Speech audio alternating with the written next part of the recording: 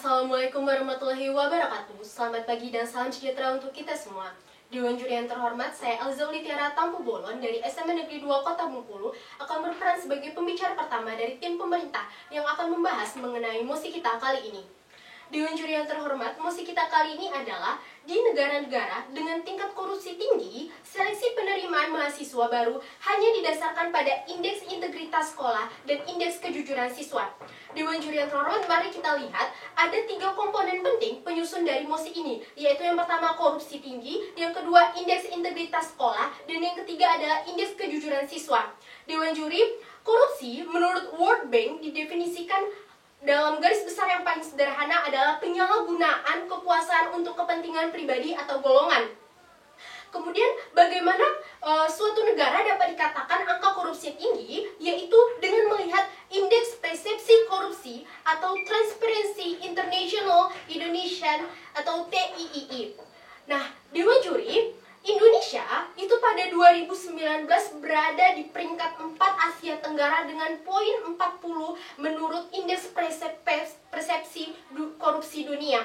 Dewan juri hal ini menunjukkan bahwa Indonesia termasuk ke dalam negara dengan tingkat korupsi yang tinggi. Kenapa? Karena setiap negara dengan poin yang mendekati 100, itu tandanya negara tersebut bersih dari korupsi. Tetapi Indonesia masih jauh sekali dari angka 100.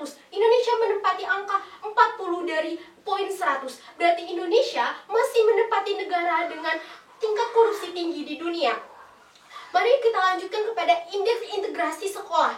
Indeks integrasi sekolah di sini berarti adalah pengukuran kinerja institusi sekolah yang berbasis kejujuran dalam melaksanakan proses pembelajaran. Nah, Dewan Juri, integritas sekolah ini merupakan sebuah nilai yang dimiliki oleh suatu sekolah dalam hal kejujuran saat melaksanakan ujian berlangsung. Semakin tinggi indeks integritas sekolah, maka itu akan memiliki pengaruh positif pula untuk peserta didiknya. Karena untuk masuk perguruan tinggi itu dilihat ada nilai ujian nasional, kemudian nilai rapot, dan juga indeks integrasi sekolah. Mari kita lihat kepada komponen seleksi penerimaan mahasiswa baru di Indonesia. Seleksi penerimaan mahasiswa baru di Indonesia itu melalui 3 tahap: SNMPTN, SBMPTN, dan juga ujian mandiri. Dewan juri, SNMPTN atau seleksi nasional masuk perguruan tinggi itu sangat melihat akan integrasi sekolah Dewan juri. Nah, namun permasalahannya di sini adalah indeks integrasi ini dapat diartikan sebagai nilai hasil kejujuran kita saat melaksanakan ujian nasional maupun ujian sekolah. Jadi di sini hal inilah yang menjadi permasalahan kemudian, mengapa kemudian hal ini berkaitan dengan tingkat korupsi di Indonesia. Dewan juri, ada variabel kedua lagi selain integrasi sekolah, yaitu integrasi kejujuran siswa. Integrasi kejujuran siswa di sini berarti adalah pengukuran kejujuran siswa selama mengikuti pembelajaran di sekolah. Dewan juri, mari kita karakterisasikan integrasi sekolah ini yang sangat dilihat dalam seleksi masuk perguruan tinggi adalah nilai rapot siswa. Nilai rapot siswa didapatkan dari hasil ujian-ujian siswa yang dilakukannya selama 3 tahun di SMA. Dewan juri, kita tidak bisa menampiki bahwa sistem pendidikan di Indonesia sekarang jauh dari kata sempurna. Ketika sistem pendidikan di Indonesia masih lebih mengutamakan nilai dibandingkan dengan kejujuran, maka seorang peserta didik dapat melakukan apapun untuk dapat meraih nilai yang tertinggi dalam nilai rapotnya. Maka salah satu hal yang dilakukan oleh peserta didik adalah dengan mencontek.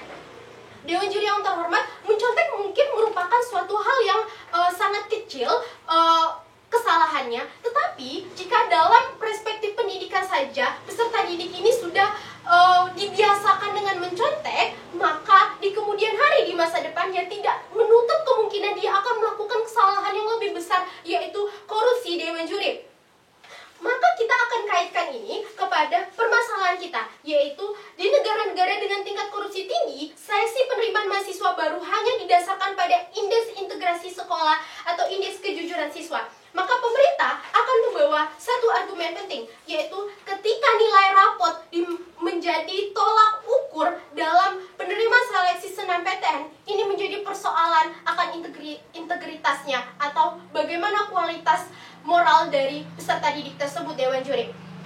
Yang pertama adalah ketika kita mengetahui bahwa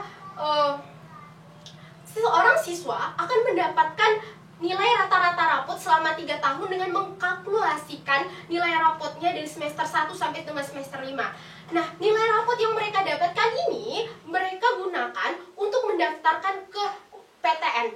Dewan Juri, dalam masa mereka mendapatkan nilai ini sangat besar sekali mereka melakukan potensi-potensi mereka untuk melakukan kecurangan. Mengapa? Karena guru-guru di sekolah tidak memperdulikan bagaimana siswa bisa memahami akan pembelajaran ini. Yang penting bagi guru di sekolah adalah bagaimana seluruh siswa bisa memahami dan bisa menguasai seluruh materi, sehingga siswa yang tidak mengerti akan matematika, mereka dituntut untuk bisa mendapatkan nilai matematika yang bagus supaya nilai rapot mereka bagus. Inilah yang kemudian menjadi permasalahan, Dewan Juri. Ketika pendidikan merupakan suatu pilar utama dalam pembangunan bangsa, bagaimana kemudian pendidikan di Indonesia yang diwarnai kecurangan ini bisa menghasilkan peserta didik yang memiliki moral yang baik yang untuk bisa membangun bangsa ke depannya.